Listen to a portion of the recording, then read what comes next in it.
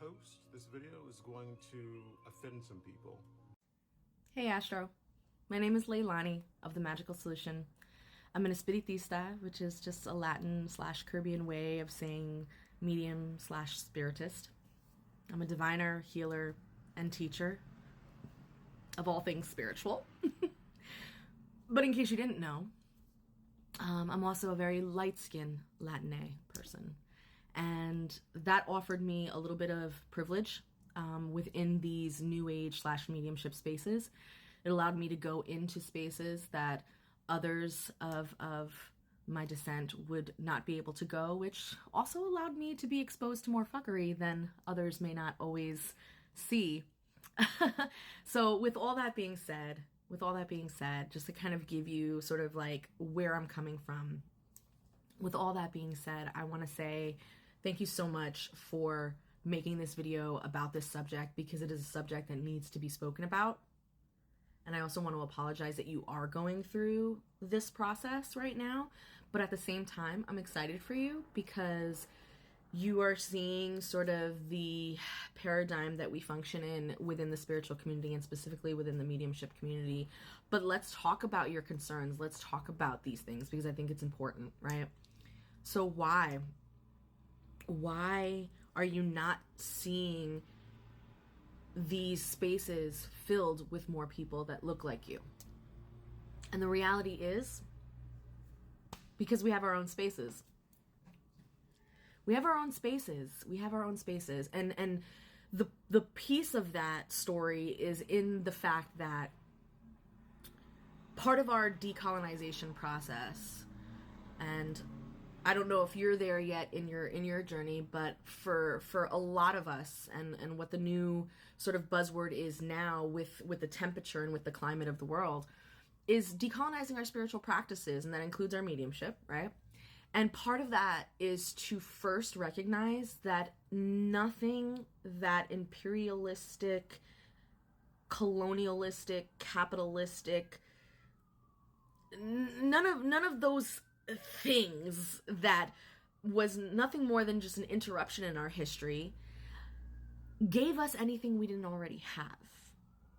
And I think it's important for you to recognize that as a beautiful black man, beautiful black person, that your culture already has spiritual sciences, spiritual technologies, ways of communicating with spirits, ways of working with the elementals, ways of working with energy, ways of elevating one's spirit, and so much more. Okay? Just because a group of people got really good at colonizing and taking the spiritual information from the global south and repackaged it and gave it to the descendants of the global majority and dispersed it throughout the diaspora does not mean that they gave us anything. Okay? So I think when you stand in that first, it gives you more strength as you move through these spaces that are not really meant for us, let's be real. And so standing in that truth, I think, is important, and it's part of that process. But also realizing that what these spaces are mostly comprised of is a lot of new age ideas, which this is, Blavatsky and Doreen and what's her name? I always forget the woman's name. Doris, I think it is, from the Mediumship. I don't know. But it's a lot of just hodgepodge appropriation from this culture, from this. We got the chakras over here. We got the alien star seeds over here. And it's all just kind of like mushed together to create this sort of new age mediumistic community. And then we have our evidential mediums. And evidential mediums are, mediums who spent thousands of dollars to go to these schools, to take these special classes. These schools, you can find them in Europe and in America. And these schools are dedicated to teaching mediumship. and you get certified as a medium, and you are now an evidential medium.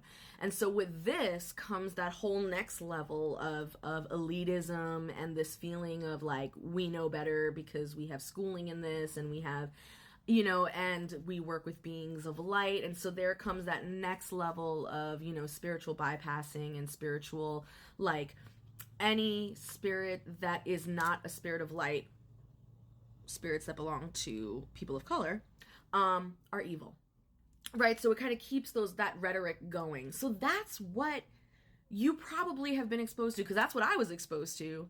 And now, mind you, I'm from New York, and my experience from what I experience in the city versus what I experience in the rural places, totally different vibe, right? So when I was in those rural spaces, that's the angel people, the chakra people, the shamans, the starseeds, all together. And so, yeah, there was no room for a girl like me in those spaces. And if it was, if we did have a few black faces or a few Hispanic faces, or if you did see that, they were looked at almost like tokens. Their spirits were looked at as exotic. And we always attracted like the goth kids, the kids that were all dressed in black, that like wanted to deal with like the darker, like Luciferian left-handed. Those were the ones who wanted to know about our spirits, because again, even though they were open and were excited to learn about us, they were coming at it from that perspective of, these are dark energies that I want to work with, right? So everything I just said, I'm pretty sure you experienced. I was just describing it for people who are watching. Now for us, why aren't there more spaces? And I had mentioned, because we have our own. We have our own spaces.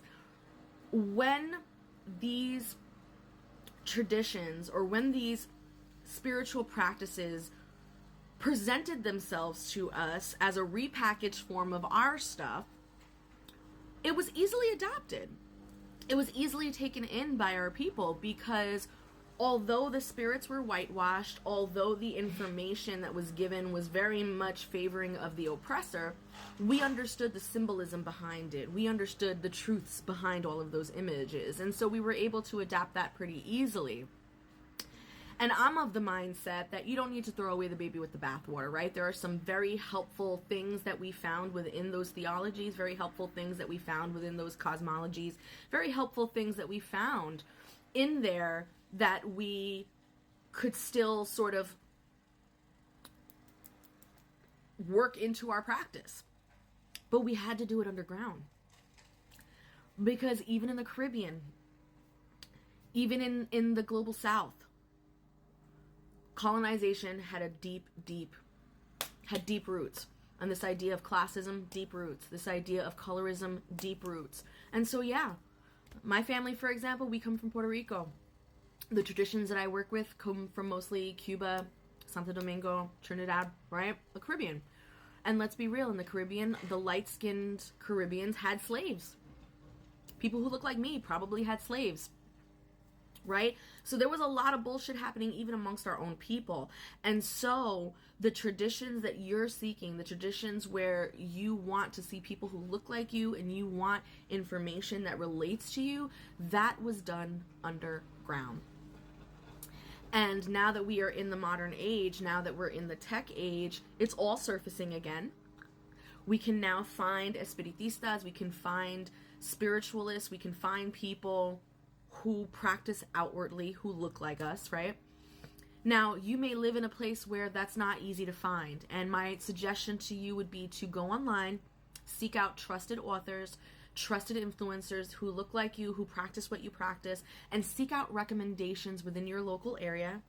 If there are no recommendations to have a physical community within your local area, do not be afraid to look for those places online. I myself host misas, which are spiritual gatherings for mediums to develop their mediumship for free for people of color.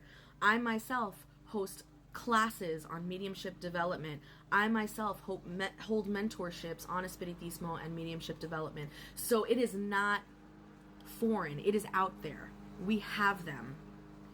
But they are hard to find because we only want the people who want this to be a part of it.